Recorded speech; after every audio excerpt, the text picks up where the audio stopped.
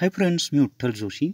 या व्हिडिओमध्ये आपण चंद्रपूर जिल्हा पोलीस भरतीचा जो 30 एप्रिल 2017 पेपर झाला होता, त्या पेपरमधील अंकगणिताचे राहिलेले उदाहरणं पाहणार आहोत. कारण याच्या आधीच्या एका व्हिडिओमध्ये मी अंकगणिताचे 12 का 13 उदाहरणं सोडून दाखवलेले आहेत. या व्हिडिओमध्ये आपण राहिलेले 7-8 जे उदाहरणं आहेत ते पाहणार आहोत.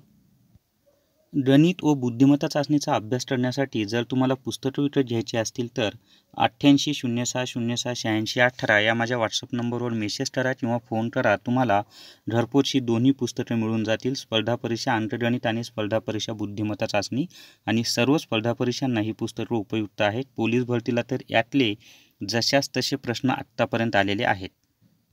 पहिला प्रश्न आहे, एका वस्तूची 20% किंमत कमी केल्यास तिचा खप 20% वाढतो, तर एकूण व्यवहारात नफा किंवा तोटा किती? आता या ठिकाणी लक्षात ठेवा, किंमत जेवढ्या टक्क्यांनी कमी झाली तेवढ्याच टक्क्यांनी खप वाढलेला आहे. मग या स्वरूपाचं उदाहरण असेल तर नेहमी शेकडा तोटाच होतो, आणि शेकडा तोटाबरोबर जेवढा खप झाला आहे तेवढाच वाढ झालेली आहे त्याचा वर्ग करायचा. 20चा वर्ग छेद 100.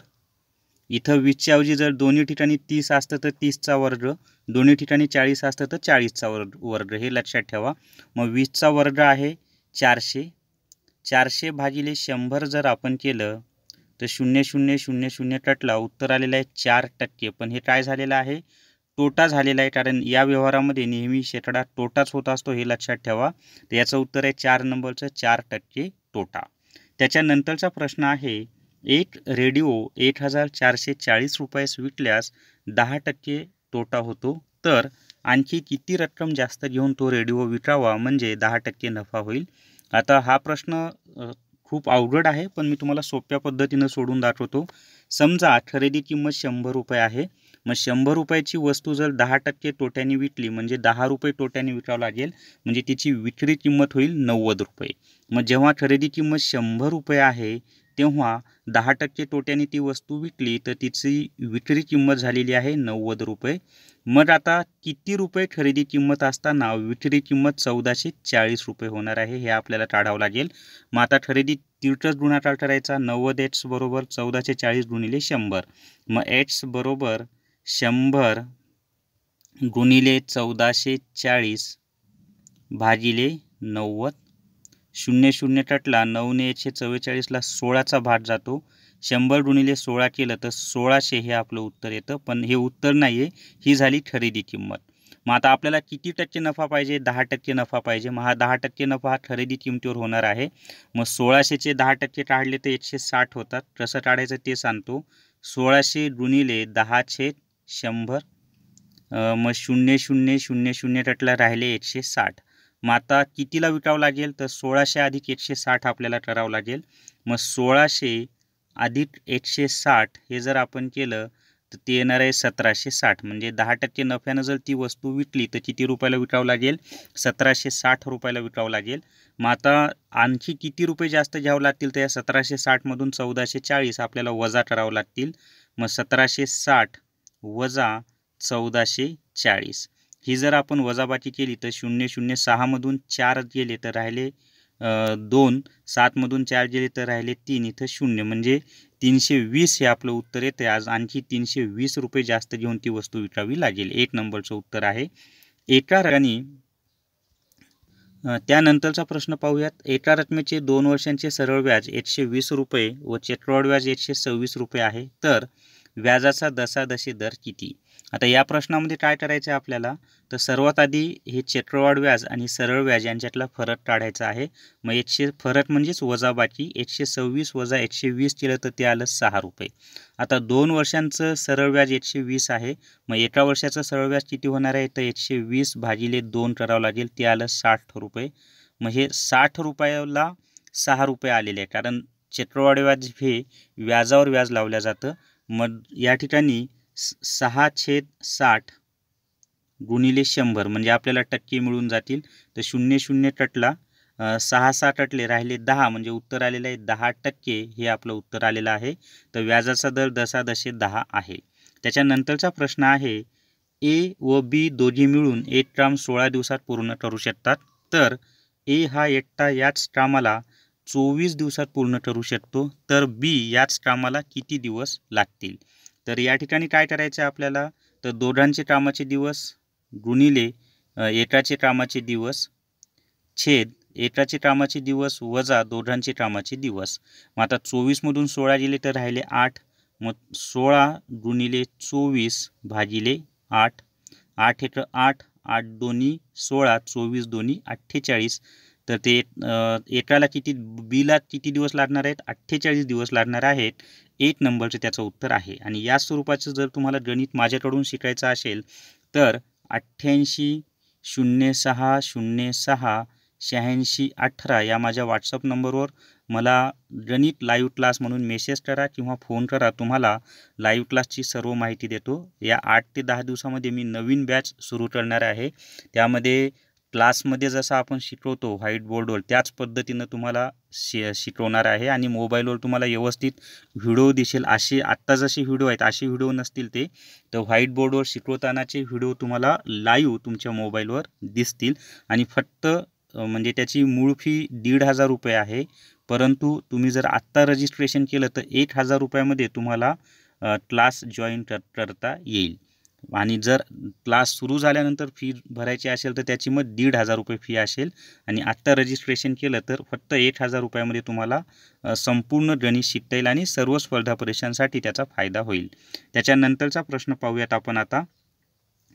एका व्यक्तीला एक खड्डा खोदण्यासाठी 1 दिवस लागतो, तर त्याच आकाराचे 100 खड्डे खोदण्यासाठी 100 व्यक्तींना किती दिवस लागतील? तर याचं उत्तर किती येणार आहे? तर 1च दिवस येणार आहे. कारण एक व्यक्ती एक खड्डा एका दिवसात खोदतो. तर 100 खड्डे 100 व्यक्ती किती दिवसांमध्ये खोदणार आहेत? एकाच दिवसामध्ये खोदणार आहेत. वडिलांचे आजचे वय हे मुलाच्या वयाच्या तिपटीपेक्षा 3 वर्षांनी जास्त आहे. आणखी 3 वर्षांनी वडिलांचे वय हे मुलाच्या वयाच्या दुपटीपेक्षा 10ने अधिक असेल तर वडिलांचे आजचे वय किती? तर हा प्रश्न पर्यायाच्या साहाय्याने सोडवलं तर सोपं जाईल. समीकरण मांडून सुद्धा सोडवता येईल, पण पर्यायाच्या साहाय्याने मी तुम्हाला सांगतो. समजा आपल्याला काय दिले, वडिलांचे आजचे वय किती? आता पहिला ऑप्शन घेऊया. समजा वडिलांचे आजचे वय 33 वर्ष आहे. मग आता वडिलांचं वय हे मुलाच्या वयाच्या तिपटीपेक्षा 3 वर्षांनी जास्त आहे. मग मुलाचं आजचं वय किती होणार आहे? 33मधून 3 गेले राहिले 30. आणि 30ला परत 3ने भाग द्या कारण तिप्पट आहे. तर ते येते 10. म्हणजे मुलाचं आजचं वय आलं 10 वर्ष. आणि 10ची तिप्पट 30. 30 अधिक 3 33. म्हणजे पहिली आपली हे क्लिअर झालं आहे. आता दुसरं काय दिले, आणखी 3 वर्षांनी वडिलांचे वय हे मुलाच्या वयाच्या दुपटीपेक्षा 10ने अधिक असेल. आता वडिलांचं आजचं वय 33 आहे, तर 3 वर्षानंतर वडिलांचं वय किती असेल? 36. 3 वर्षानंतर या मुलाचं वय किती असेल? आजचं 10 आहे, तर 3 वर्षानंतर 10 अधिक 3 बरोबर 13. या 13ची दुप्पट किती येते? 26. आणि 26 अधिक 10 केलं तर 36 येते. म्हणजेच वडिलांचं आजचं वय 33 आहे. हे आपलं टॅली झालेलं आहे. तर 1 नंबरचं उत्तर आहे 33. आणि हेच उदाहरण तुम्ही समीकरण मांडून सुद्धा सोडू शकता, पण त्याला वेळ जास्त जातो. या पद्धतीनं लवकर तुमचं सोडून होईल. त्याच्यानंतरचा प्रश्न आहे, माधवकडे 3 घड्याळ आहेत. प्रत्येक घड्याळातील अलाराम अनुक्रमे 12, 15, 18 मिनिटांनी वाजतात. तर सकाळी 7 वाजता 3ही अलाराम एकाच वेळी वाजले असतील तर पुन्हा 3ही अलाराम किती वाजता एकाच वेळी वाजतील? तर या स्वरूपाच्या प्रश्नामध्ये काय करायचं, दिलेल्या संख्यांचा लसावी काढायचा. मग 12, 15 आणि 18 यांचा जर आपण लसावी काढला, 12, 15 आणि 18, तर यांचा लसावी किती येतो ते आपण पाहूयात. तर या तिन्ही संख्यांना 3ने भाग जातो. 3 चोट 12, 3 पाची 15, 3 सतरा 18. आता 4 आणि 6ला परत 2ने भाग जातो. 2 दोन्ही 4, 5ला 5, 2 त्रिक 6. मग आता परत या तिन्हीपैकी कोणत्याही 2 संख्येला किंवा तिन्ही संख्यांना भाग जात नाही. मग 3 दोन्ही या सर्वांचा गुणाकार करा. 3 दोन्ही 6, 6 गुणिले 3 केलं तर 18, 5 दोन्ही 10, म्हणजे 180 आलेलं आहे ते. मग आता या ठिकाणी 180 मिनिटं आपला आलेला आहे, कारण लसावी हा 180 आलेला आहे आणि 12, 15, 18 मिनिटं दिलेत. मग नंतर 180 मिनिटांनंतर ते तिन्ही घड्याळ एकाच वेळी वाजतील. मग आता 180 मिनिटं म्हणजे किती तास झाले, तर एका तासामध्ये 60 मिनिटं असतात. मग 180 मिनिटं म्हणजे 3 तास झाले, कारण 180 भागिले 60 केलं तर 3 तास आलं. आता ते किती वाजता वाजले होते? 7 वाजता वाजले होते. अजून 3 तासानंतर परत वाजतील. मग 7 अधिक 3 किती झालेले आहेत? 10 वाजता ते तिन्ही घड्याळं परत एकाच वेळी वाजतील. 2 नंबरचं उत्तर आहे. आणि गणिताचा शेवटचा प्रश्न, मग बुद्धिमत्ता चाचणीचे प्रश्न मी उद्या व्हिडिओ याचा बनवतो बुद्धिमत्ता चाचणीचा. 4ने पूर्ण भाग जाणाऱ्या 3 अंकी संख्या किती आहेत? आता मुळामध्ये 3 अंकी संख्या 100 पासून 99 पर्यंत 999 पर्यंत आहेत.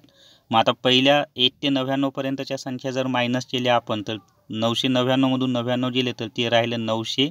मग या 900ला आपण 4ने भाग देऊयात, म्हणजे आपलं उत्तर येईल. तर 4 एक 4, 4 दोन्ही 8, 9 मधून 8 गेले, राहिले 10 झाले. परत 4 दोन्ही 8, 2 राहिले, 4 पंचे 20, म्हणजे 225 संख्या अशा आहेत 3 अंकीची ज्यांना 4ने निषेध भाग जातो. आणि हे 900 कसं टाळलं मी? तर 100 पासून 999 पर्यंत ह्या सर्व 3 अंकी संख्या आहेत. आणि 1 पासून 999 पर्यंत 999 होतात. त्याच्यातून पहिले 99 वजा केले तर 900 ह्या संख्या फक्त 3 अंकी आहेत. म्हणजे एकूण 3 अंकी संख्या किती आहे? तर 900. मग त्याला 4ने भाग दिला तर उत्तर किती आलेलं आहे? 225. या संख्यांना 4ने निषेध भाग जातो. तर या व्हिडिओमध्ये आपण अंकगणिताचे उदाहरणं पाहिलेले आहेत. नंतरच्या व्हिडिओमध्ये आपण बुद्धिमत्ता चाचणीचे उदाहरणं पाहणार आहोत. हा व्हिडिओ तुमच्या मित्रांसोबत, इतर व्हॉट्सअप ग्रुपवर आणि टेलिग्राम चॅनलवर जास्तीत जास्त शेअर करा आणि विठ्ठल जोशी माझं चॅनल सबस्क्राईब करा. Thank you very much.